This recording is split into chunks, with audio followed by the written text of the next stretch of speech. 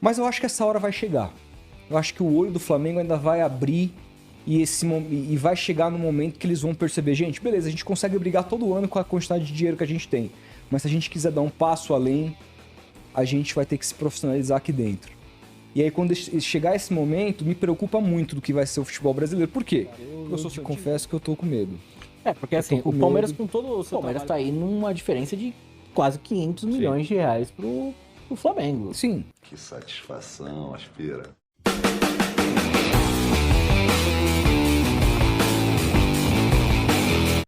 Fala comigo, seus mitos, muito prazer. Caso vocês não me conheçam, me chamo Douglas Albini hoje. Olha, me trouxe um debate aqui da mídia paulista, aqui no podcast. Inclusive os créditos vai lá pro Tomando Uma Com, né? O link está na própria descrição, fizeram tudo num canal só. Os caras fazem um trabalho fantástico, vão lá conferir, né? A live completa.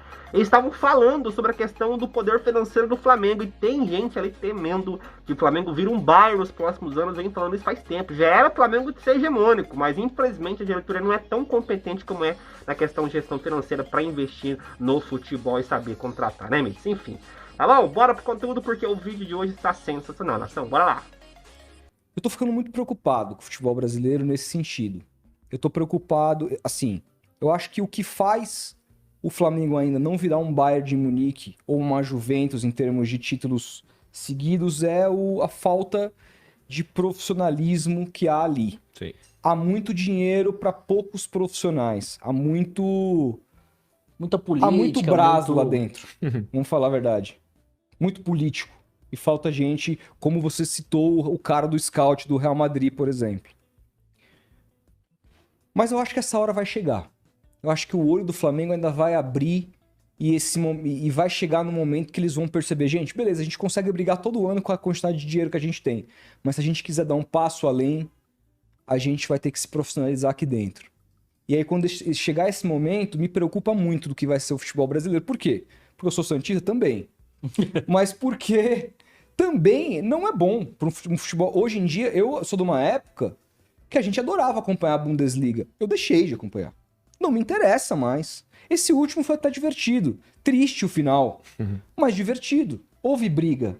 A gente não via mais essa briga. Sim. Às vezes você olhava pra tabela no meio do campeonato, o Bayern tava 4, 5 pontos atrás, você falou, acabou o campeonato, o Bayern é campeão. Daqui a pouco ele pega, sai e acontecia, ia embora e ganhava. Você teme para que no Brasil aconteça algo parecido, ainda mais agora, com essa briga que acontece de liga, que significa que não teremos uma liga, teremos 2 blocos para negociar comercialmente TV e só. Assim, eu não acho que isso vai acontecer no Brasil. Eu não acho que isso vai acontecer no Brasil por conta da nossa própria formação histórica de futebol. O Brasil é o único país do mundo que tem tanto time grande. E tem tanto time grande por quê? Porque a nossa formação de futebol ela é regional, não é nacional. O futebol brasileiro se desenvolveu com os estaduais e não com o campeonato nacional. Diferentemente do que acontece em todo o mundo. E ao termos tantos campeonatos fortes estaduais, e campeonatos estaduais de maneira geral, foi possível que nas décadas de 10, 20, 30, 40, 50, 60, vários times ganhassem muitos títulos. Isso dá grandeza. Isso faz com que o clube fique grande. Então os 12 grandes do futebol brasileiro, históricos, surgem por conta dessa característica regional nossa.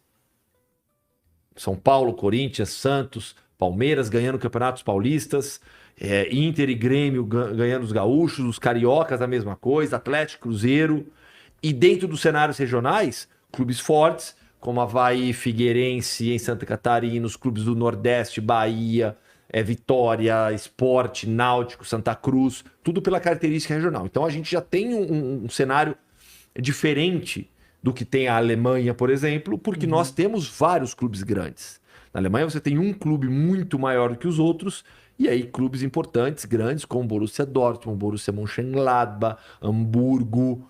E essa formação ela se explica também pela questão geográfica do Brasil, um país continental e econômico. Exato, exato. Não tinha como um clube nos anos 30 estar viajando do Brasil, de São Paulo para Pernambuco para jogar. Uma liga nacional nessa época era impossível. Seleções brasileiras eram formadas só com atletas paulistas e cariocas, ou só paulistas ou só cariocas.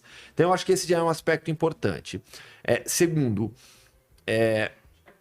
Financeiramente, o Flamengo ele já consegue se isolar bastante, mas eu vejo outros clubes crescendo muito também. E justamente por essa característica regional, de termos tantos clubes grandes, o Flamengo tem uma potência financeira em mãos, mas o Palmeiras, através do seu parceiro comercial, cresceu demais. O Corinthians deveria estar muito melhor, não está. O que eu lamento muito, isso... Mas não te assusta o Flamengo Assusta. ganhar 1 bi e 200 e o Palmeiras Assusta. 600 milhões? É tipo, eles fazem o que o Palmeiras faz. Então, esse é o ponto que... E esse é o ponto que o Migão aí citou. O Palmeiras conseguiu se levantar, além dos méritos todos aí do Paulo Nobre, mas por causa de um aporte financeiro que no caso foi a Crefisa, né? O Flamengo se levantou sozinho e o Flamengo faz cerca de 500 a 600 milhões a mais que o Palmeiras no ano. Isso agora, com o passar dos anos, essa diferença, o Flamengo pode arrecadar 2 bilhões, 3 bilhões. Isso que o Flamengo não ganhou nada esse ano, Mitos. Então a diferença do Flamengo é absurda pra cima do, teoricamente, segundo clube que ganha mais aqui no futebol brasileiro. E é incrível como o egoísmo dos clubes brasileiros vai acabar prejudicando ainda mais o futebol brasileiro. Sim.